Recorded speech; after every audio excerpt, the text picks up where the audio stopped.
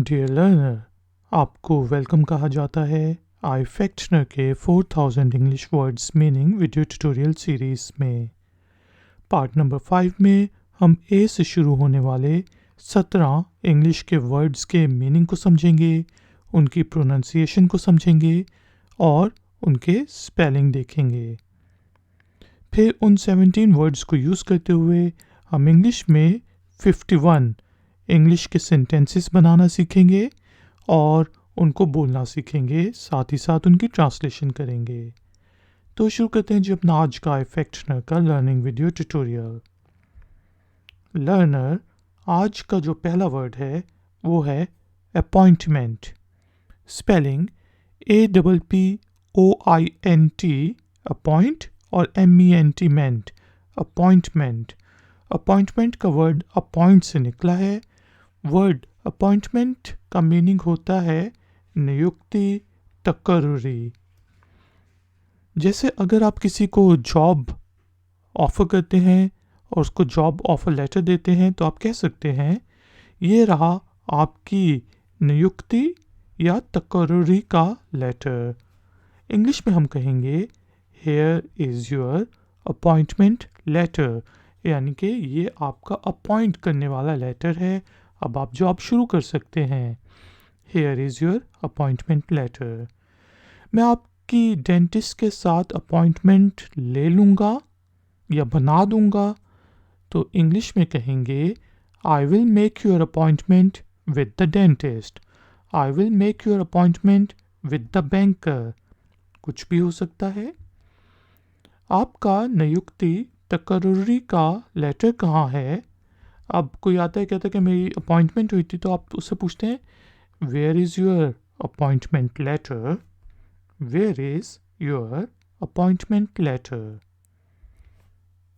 Word है appreciate, APPRECIATE, appreciate. अब देखें इसे एप्रिसिएट नहीं हम कहेंगे बल्कि कहेंगे एप्रिशिएट। एप्रिशिएट का मीनिंग होता है सराहना, किसी की तारीफ़ करना। जैसे अगर मैं कहूँ मैं आपकी मदद को सराहता हूँ, इंग्लिश में I appreciate your help, I appreciate your help. आप कभी मुझे नहीं सराहते, यानी कि अब लेट्स सपोज वाइफ जो है हस्बैंड से कहती है you never appreciate me, you never appreciate me. और एप्रिशिएट का मीनिंग होता है बढ़ना, जिससे हम कहते हैं कि इस गाड़ी की वैल्यू बढ़ जाएगी या फिर ये लैंड ले लो इसकी वैल्यू बढ़ जाएगी, तो उस वक्त हम कहते हैं कि इसकी वैल्यू एप्रिशिएट हो जाएगी। इस घर की वैल्यू मुस्तकबिल में बढ़ेगी। इंग्लिश में the value of this house will appreciate in future, the value of this house will appreciate in future. Approach, APPROACH, approach. Approach का मीनिंग होता है पहुंच, रसाई, नुक्ता नज़र। यानी कि अब हम ये भी कह सकते हैं कि मेरी अप्रोच वहाँ तक नहीं है, यानी कि मेरी पहुंच वहाँ तक नहीं है, मेरी रसाई वहाँ तक नहीं है। लेकिन हम ये भी कह सकते हैं कि यार ये प्रॉब्लम सॉल्व करने के लिए आपकी अप्रोच सबसे बेहतर है, यानी कि जो आप रास्ता ले रहे हो वो सबसे बेहतर है। तो उस मीनिंग में भी अप्रोच को यूज़ किया जाता है। चलिए कुछ सेंटेंसेस देखते हैं। क्या आप उस तक पहुंच सकते हैं? Can you approach him, can you approach him. क्या आप वहाँ पहुंच सकते हैं? Can you approach there. इस मसले से निपटने के लिए आपकी अप्रोच अच्छी नहीं है। Your approach to deal with this problem is not good, your approach to deal with this problem is not good.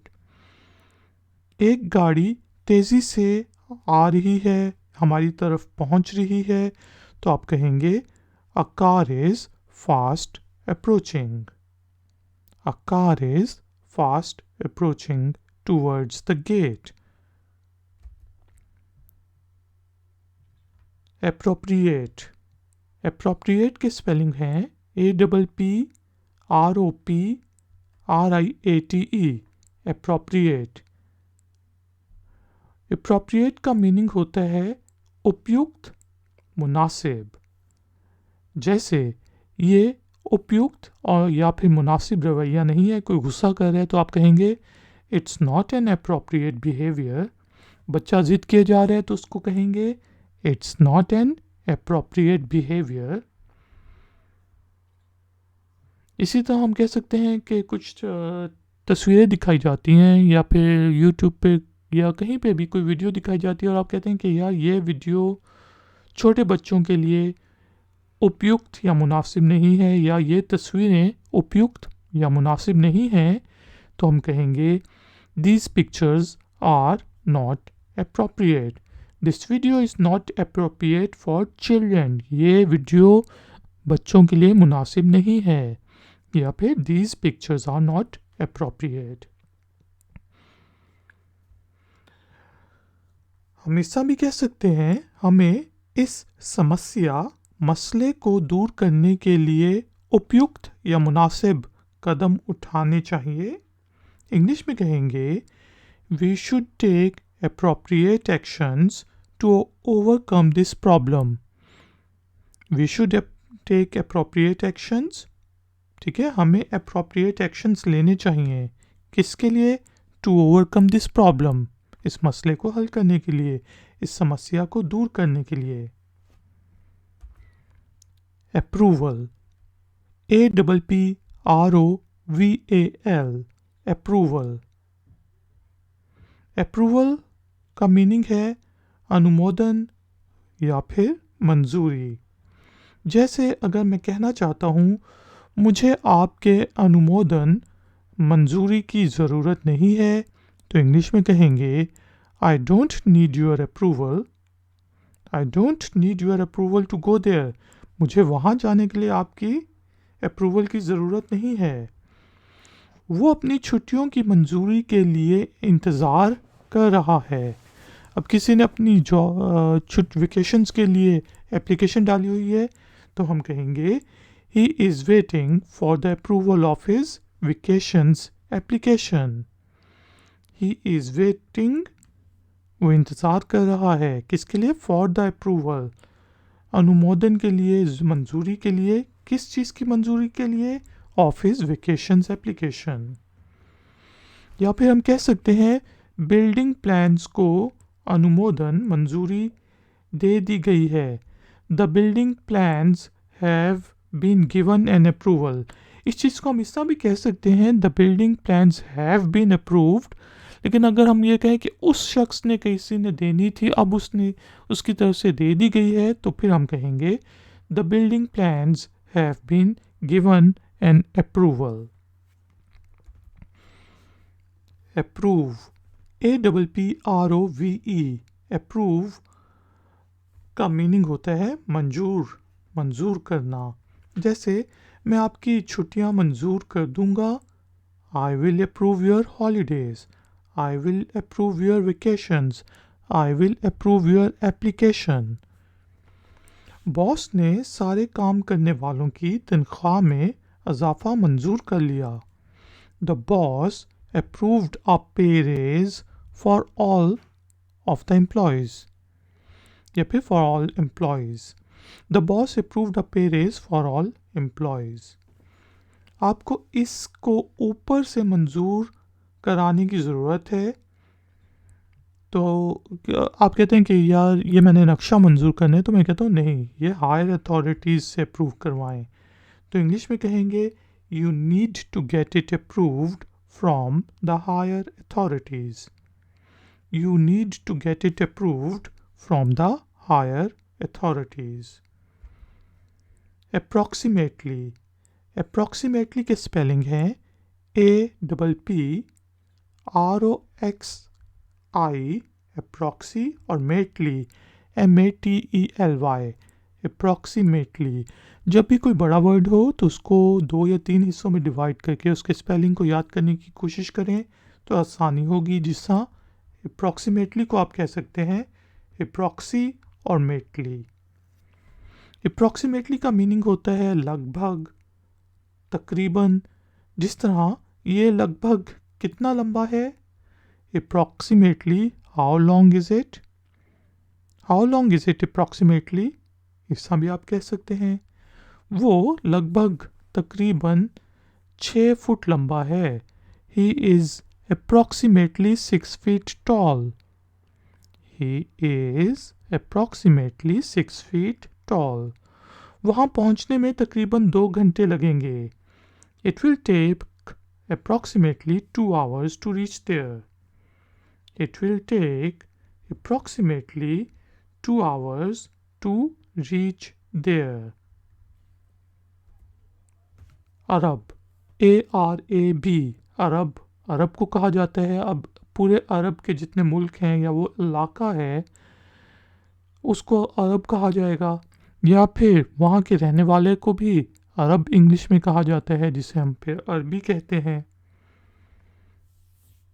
और जो अरबी भाषा है, ज़ुबान है, उसको अरब लैंग्वेज कहेंगे या अरेबिक कहेंगे। यहाँ पे हमने कहा अरबी बहुत मज़बूत होते हैं, यानी कि अरब के रहने वाले जो हैं, तो हम कहेंगे Arabs are very strong, Arabs are very strong. वो अरबी है, he is an Arab, he is an Arab. मैं एक अरबी से अरबी सीख रहा हूँ, तो इंग्लिश में कहेंगे I am learning Arabic from an Arab. Arabic language है और अरब जो है वो वहाँ के रहने वाले को कहेंगे I am learning Arabic from an Arab. Architect, spelling है ARCHITECT, आर्किटेक्ट। तो इसे आर्ची नहीं कहेंगे, हम कहेंगे आर्किटेक्ट। आर्किटेक्ट वास्तुकार को कहा जाता है, मेमार को कहा जाता है। जिससे हम कहते हैं वो इस बिल्डिंग का मेमार है, वास्तुकार है, या इस बिल्डिंग का आर्किटेक्ट कौन है, मैं ये पूछना चाहता हूँ, तो मैं कहूँगा who is the architect of this building. तो हम ये यहाँ पे हिस्सा पूछेंगे इस इमारत का मेमार कौन है। तो इंग्लिश में who is the architect of this building.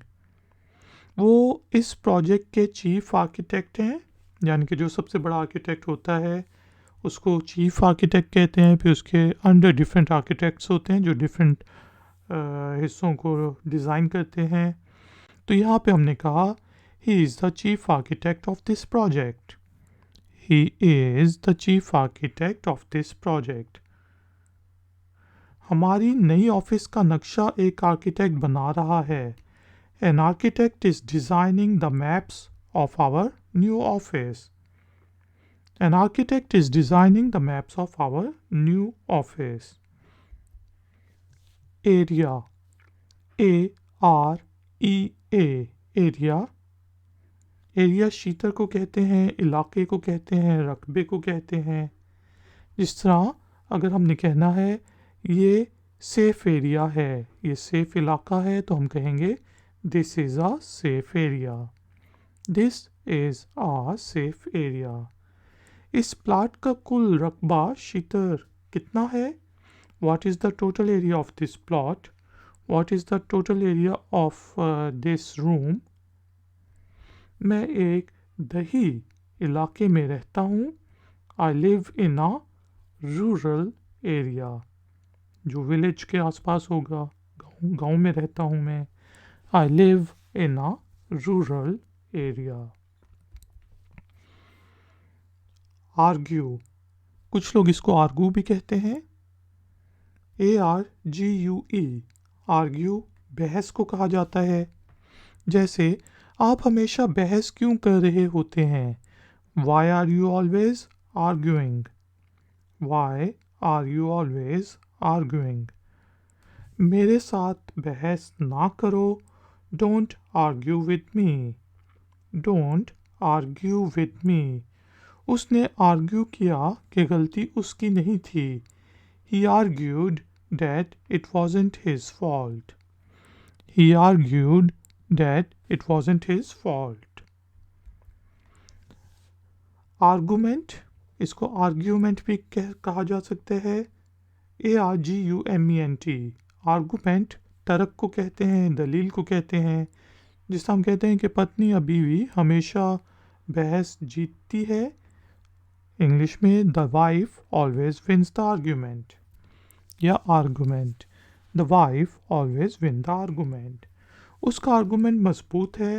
He has a strong argument. He has a strong argument. Defence के वकील ने अपना दलील दी या अपना तर्क दिया, तो हम कहेंगे the defence attorney presented it's arguments. The defence attorney presented it's arguments. Arise. Arise ARISE. Arise. Arise Z की आवाज़ निकालनी है, Z की आवाज़. ठीक है जी. अराइज. अराइज का मीनिंग है उठता, उठना, पैदा होना. जिस तरह हम कहते हैं कि क्रांति, क्रांति या फिर इनकलाब, यहाँ पे आप कहेंगे क्रांति या इनकलाब. उठ रही है, इनकलाब पैदा हो रहा है. इंग्लिश में कहेंगे the revolution is arising. The revolution is arising. Planning की कमी की वजह से मसला पैदा हुआ या समस्या उठी, तो कहेंगे ये मतलब ये जो प्रॉब्लम है ये प्लानिंग की कमी की वजह से उठी, तो हम कहेंगे this problem arose due to lack of planning. Arose जो है वो अराइज की सेकंड फॉर्म है. अरोज, अराइज, अरोज और फिर थर्ड फॉर्म है arisen. This problem arose due to lack of planning. हम इससे भी कह सकते हैं वो उठा और फौरन चला गया. He stood up या फिर he arose and left immediately. Arm. ARM. arm. arm बाह को कहते हैं, बाजू को कहा जाता है. जिससे मैं कहता हूँ मेरे बाजू मजबूत हैं. I have got strong arms. I have got strong arms. क्या मैं बच्चे को बाजुओं में उठा सकता हूँ? May I hold the baby in my arms? May I hold the baby in my arms? लुटेरे भारी हथियारों से लैस थे. तो आर्म जो है वो हथियार को भी कहा जाता है, और अगर लेस हों तो उन्हें आर्म्ड कहा जाएगा. The robbers were heavily armed. The robbers were heavily armed. Next word ही है armed. ARMED. armed. armed हथियारबंद होने को, मुसल्ला होने को कहते हैं. जिससे हम कहते हैं बैंक लुटेरे भारी हथियारों से लैस थे. The bank robbers were heavily armed. The bank robbers were heavily armed. उसने अपने आप को भारी हथियारों से लैस किया, या उनने, और ज़्यादा लोगों ने, तो हम कहेंगे they armed themselves with heavy arms. They armed themselves with heavy arms. मुसल्लह फ़ौज या सेना सरगर्म है. The armed forces are active. The armed forces are active. और इसी से वर्ड आर्मी निकला है. आर्मी सेना को कहा जाता है, फ़ौज को कहा जाता है. स्पेलिंग है ARMY, आर्मी. जिसे हम कहते हैं हमारे पास दुनिया की बेहतरीन फ़ौज या सेना है. इंग्लिश में कहेंगे we have got one of the best armies in the world. We have got one of the best armies in the world. फ़ौज या सेना मार्च कर रही है. Left right, left right. The army is marching. The army is marching. फ़ौज सेना का जिसे हम कहते हैं कि मकसद जो है वो बचाव करना है, डिफेंड करना है. The purpose of an army is to defend. The purpose of an army is to defend. Around, AROUND, around का मीनिंग होता है आसपास, इर्द गिर्द। जैसे हमारे पास एक मुहावरा है, प्रोवर्ब है, जैसा करोगे वैसा भरोगे, तो इंग्लिश में उसी मुहावरे को कहते हैं what goes around comes around, यानी कि जो तुम इधर उधर करोगे या भेजोगे वो वापस आपके पास आएगा। What goes around comes around. क्या यहाँ आसपास सिनेमा घर है या अच्छा सिनेमा घर है, तो इंग्लिश में कहेंगे is there a good cinema house around here. Is there a good cinema house around here. मैं पार्क के आसपास सुबह से घूम रहा हूँ, चल रहा हूँ।